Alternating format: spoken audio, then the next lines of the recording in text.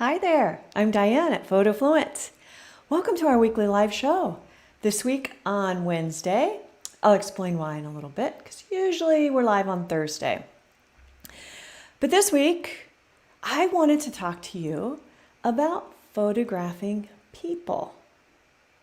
And especially as a travel photographer, do you photograph people generally in your photos? Or do you try to avoid them? Do you think your photos look better without people? Are you a little intimidated to just walk up to people and start taking their picture? So many things. I actually wrote the blog post this week about photographing people, and I didn't realize just how strongly I felt about this topic. It went on, and when I started planning this video, this live, I have a lot to say. So let's get started. Welcome to summer. I know it's not officially summer, but here in the, I was going to say, in this hemisphere, the upper hemisphere, in our hemisphere, it's summer. I know you folks in Australia, New Zealand, you're in winter. I hear that. It sounds so strange to me because, I'm just used to our seasons, but here it's summer and it's getting hot today. Here in Sacramento, 100. Tomorrow, 109. For you, that is 40 plus in the Celsius department. All right, enough weather. Whew, let's jump in. When I started talking about photographing strangers, one reason this topic came up is because in our private Facebook group, PhotoFluent Travelers, we are doing a challenge right now. Well, we do a challenge every month. And let me tell you, it's super fun. And this month, it's photographing strangers. And I wondered how it would go over, because you never know. Sometimes super popular, like doors. Everybody has some door photos. Strangers, I wasn't sure. And yet, people jumped right in there. So it made me start thinking about the concept of photographing strangers. And we've had some conversations around it. So here we are. I'm inspired by my group, and I wanted to talk more about it. So I want to just check and make sure you can hear me. Yes, it appears that you can. Good. There we go. All right, let's go. Let's jump in. So back in the day when I started doing travel photography, and I was just doing it casual. I'd go on a trip and I loved photography. So of course the two together make the perfect marriage. But I would try to not get people in my photos. I remember being at Machu Picchu and I would be very patient and wait for the crowd of tourists to leave and then get the photo. People would even compliment me. How did you get this without any people in it? And I was really proud of that. I thought they looked cleaner and less, complicated. Often tourists wear, for whatever reason, some bright neon clothes. So I felt like they were just distracting. What I have evolved to, let me start with saying my photography style has evolved. I started with wall-worthy, pretty photos. Now I'm more in the storytelling camp. I want to tell a story with my photos that inspire, that remind me of the details. They tell a story for me and they tell a story for the viewer. Well, guess what? When you travel, people are part of your story. And I think they add character and emotion and qualities to the photo that they wouldn't have otherwise. We'll get into that a little more. But let's start with, why is it even something we're talking about? Well, when you're out in public making photos of buildings, there are actually permissions around buildings if you want to use the photos for a particular purpose, like advertising. Buildings have their own rights. Actually, the owners do. But people do too. We can't just take a picture of someone and do whatever we want with it. It depends on the laws of that country. If you're in the United States, we get, all the states have their own little regulations and laws. In the United States, generally, if you're in public, you have no assumption of privacy. So I can take your picture and I can post it on Instagram or Facebook. I can put it on my website. I can use it for my marketing because you have no assumption of privacy when you're out in public. However, if I wanted to sell it for stock, like to a stock site, and they were going to use it to advertise, then I need a release, a model release. So if you're out and about taking pictures and think this is a really good one and you want to sell it to a stock site, if you don't have a model release signed by that person, if they're identifiable, then you can't use it for that purpose. But you can still use it for editorial, which means, say, a travel magazine or an online travel blog kind of thing. As long as you're not attaching it to an advertisement, but that depends on the laws of the country. So if you're going to a particular country, photography is something you really want to do, it would behoove you to look up their laws around it. Now, that said, laws are not laws. As I start talking about this, these are my guidelines. This is what I'm comfortable, not comfortable with. So you really have to decide what you're comfortable with. I just want to start the conversation. And I have a whole lot of photos to guide the conversation just so you can see, I don't know, how they contribute to a photo, my style, how I photograph people, and when I ask permission. The first category is no permission needed. And again, law dependent. So if you're in a crowded area, like this is in New York City, right outside the Met, none of these people have an expectation of privacy. I mean, it's New York City. There was actually a photographer who created portraits of people in their apartments because he lived in the building across or got access to it. I'm not really sure on the details of that. And he had a zoom lens and he took photos of people in their apartments and then sold them and exhibited them at a gallery. Now, you couldn't exactly see the face.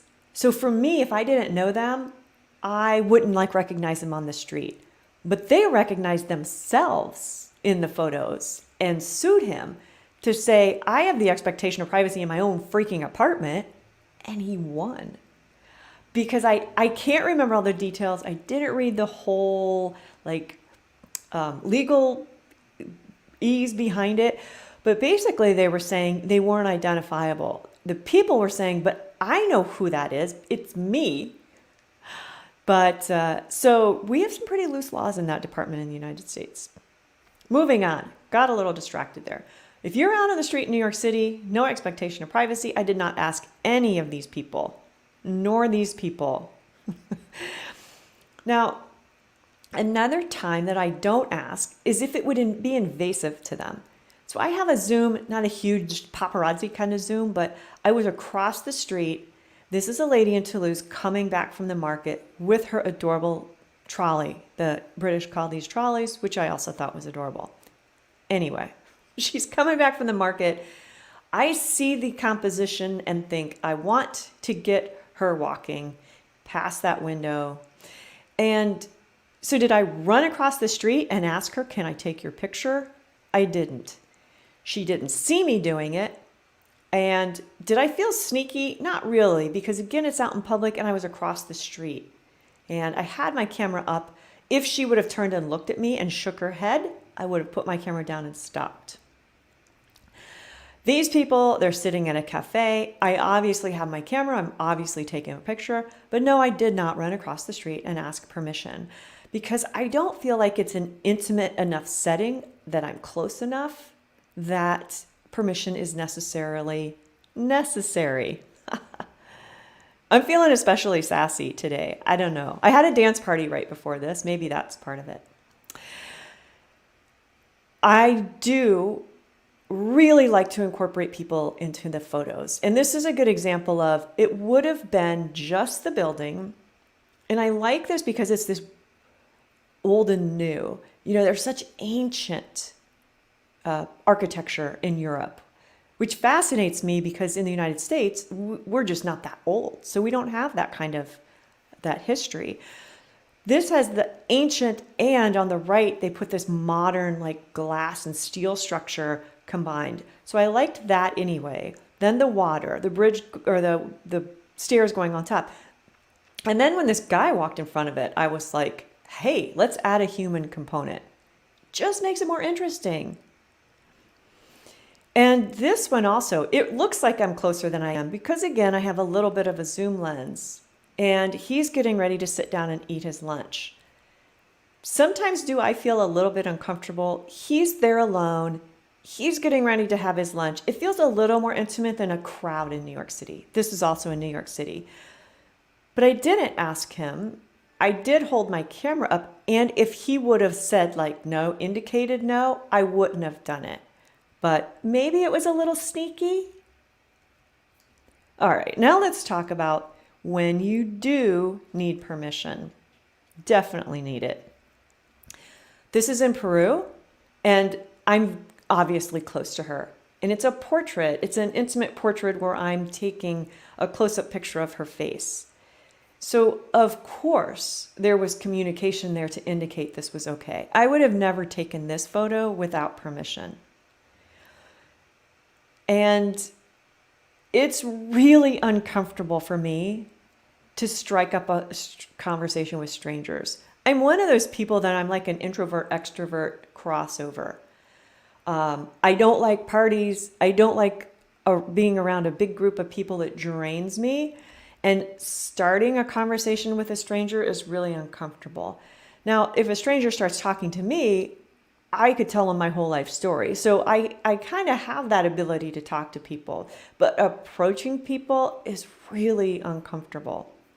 So I signed up for a street portrait photography workshop at Santa Fe Workshops because I wanted to push myself. I like to take street portraits. I like to take photographs of people when I travel, but it's uncomfortable for me. So I thought, well, it's time to not be so uncomfortable. Each day our assignment was to go out and make photographs of people in Santa Fe. And this was a particular gentleman who we were walking around and he was there. So there were several of us and we all struck up a conversation with him and he was happy to let us photograph him. If I had been on my own to just walk up to a stranger, that's still uncomfortable for me, but it did get easier. And what I found is some people said no, and that's okay. I would probably say no. I don't want people making my photograph. But some people said yes, like this lady in a bar was happy. And I offered to send the photos to the people that said yes. And this guy was in the park in Santa Fe. He was all about the photos. And he was happy to tell me all about himself and his life. I tend to shy away from strangers, but the thing is, you meet really interesting people. I have a friend who traveled for months on her own, and I was so in awe of her courage. I see that as very courageous, and I was so impressed. And she was meeting people all over the world. She sits down to dinner, and I would sit down to dinner with a book or in a corner and keep to myself. If it's one other person, I'm a little more open. But when there's a crowd of people and I'm the only one alone, I just keep to myself. She, on the other hand, made friends all over. And I was so impressed with that. This gentleman's name was Don. And in this photo, he even said, "Do you want me to look mean?" And I said, "Absolutely." So there's his mean face, which I love. And I mean, it still makes me giggle. So am I glad I took the class? Am I glad I walked up to complete strangers and asked to take their photo? I sure as heck am. Now let's talk about language barriers because we travel all over the world and we certainly don't speak all the languages. This was in Spain, in Barcelona. And he's a street musician. They were performing. I didn't disrupt his performance and say, "Hey, can I take your photo?" But as they were getting ready to start, I pointed at the camera and they all nodded their head. And then they were asking for tips, so I gave them a tip. Not that you have to pay everyone that you photograph. I kind of read the situation. But he smiled and nodded. I don't get the feeling he spoke English. I certainly don't speak Spanish. Gestures get you a long way. Also in Barcelona, this guy and his friends were playing chess on the seaside. Perfect, right? So again, point, smile, shrug. It's pretty easy to understand what you're asking. If they say no, I think you understand that. And or yeah, yes and no, pretty universal how we communicate that back and forth. And it's not always asking, and it's not always super direct. This exchange I love because we lived in this neighborhood and this was our market in Toulouse that we went to regularly. I was close with my camera. Now, the lady that's not facing me, I didn't ask her, and I wasn't going to interrupt the exchange. I don't want to interrupt their lives from my photo. But the cheese lady, I call her, she saw me, and so I kind of make a, is this okay? And she nods, and so I continue. If someone says no, absolutely put your camera down. I mean, don't be a jerk, right? There's lots of people who want their photos taken, so why force it? Now let's talk about why it's worth it. Touched on this a little bit. Let's go back to Don. Just the conversation I had with him was worth it because he was a really interesting guy. He was happy to talk and he wanted lots of photos of himself that I sent him. He was pleased. So you meet interesting people. It makes your story. Let me say that again. Let me say it in a different way. It fills in your story. Is your story just the buildings or the food or the flowers that you see in a field, like the lavender fields? No, it's about the people who planted the lavender. It's about the people who dance in the plaza in Barcelona, like here. It's part of the culture. People are part of our lives and part of our adventure stories. So that's why I'm so passionate now about including them in my photos. This is a pizza restaurant, a tiny restaurant might be a stretch. It was a tiny little hole in the wall in Naples that supposedly had the best pizza. It was good. This is the guy who makes the pizza. I have pictures of pizza, sure. It's pizza. It was delicious, but he's the one who made it. And what is a market without the people finding just the right produce and the vendors who brought the produce there and is selling and the crowds of people? You know, in France, they don't just go to the grocery store like we do here for their groceries. They go to the market. It's, you know, they don't it's not just kind of a novelty thing that they do for fun. They have them year round and it's really part of their normal routine. The people are why the market's there in the first place.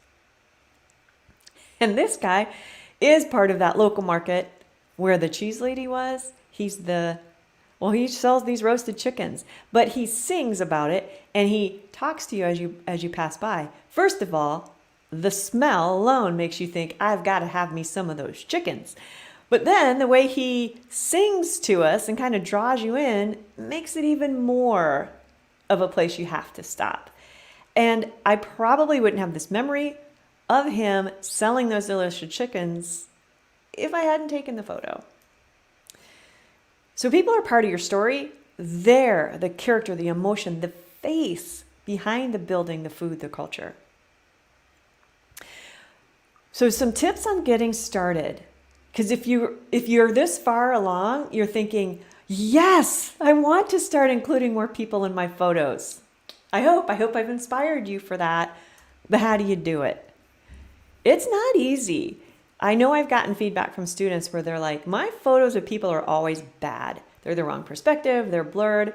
So here's what I recommend. Start locally. And when I say locally, I mean really locally. Like your spouse, your neighbor, your friends, people who you are comfortable kind of directing. Look at it like a model shoot. When I took that street portrait workshop in Santa Fe, one of the things they did was to hire models and have us work with them just to learn how to photograph people, because it's different than buildings. A building just stays there, or your plate of food, that pizza. I can go all around different angles and it just stays there until I'm done. No sir for people. They're moving around like crazy. So start locally with someone you know and that you're comfortable with. Have them walk so that you can practice shutter speed and movement. Practice aperture. A lot of times with people, you want to shallow depth the field so that they're really the obvious subject, especially if you have a busy background. But sometimes you want a deep depth of field to include everything. Practice angles, perspectives. It's a little more complicated to get people. It's worth it, but practice with people you know. That will really help. If the thought of practicing your shutter speed and aperture on actual living humans scares you a little bit, I do have some classes that can help you get more comfortable in those areas so that you're ready when you find your humans to practice with. Camera settings for the not so tech savvy traveler and creative composition. Head over to photofluentacademy.com and you can see all the details. And I'm going to give you a little tip. My prices are going up in July. So if you've been thinking, I'd like a little class to get me jump started and ready for travel again, do it now. Prices are going up. All right. Do you want to watch the replay of this because you think I want to catch some more of that? I missed it. You know, a delivery came to the door, whatever. And more videos. Check out my YouTube channel if you're watching from Facebook at bephotofluent.com/YouTube. And don't forget to subscribe. If you'd like to read the blog post about photographing strangers, bephotofluent.com/blog/photographing-strangers. Yes, that's a little bit long, so of course I'll put the link in here.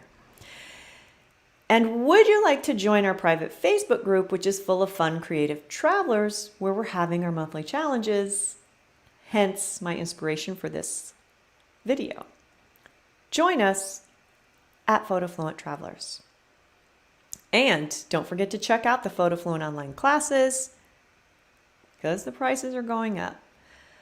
Now, I was very hesitant to go live on Facebook, on YouTube, on anywhere. I don't love myself on video. Does anybody?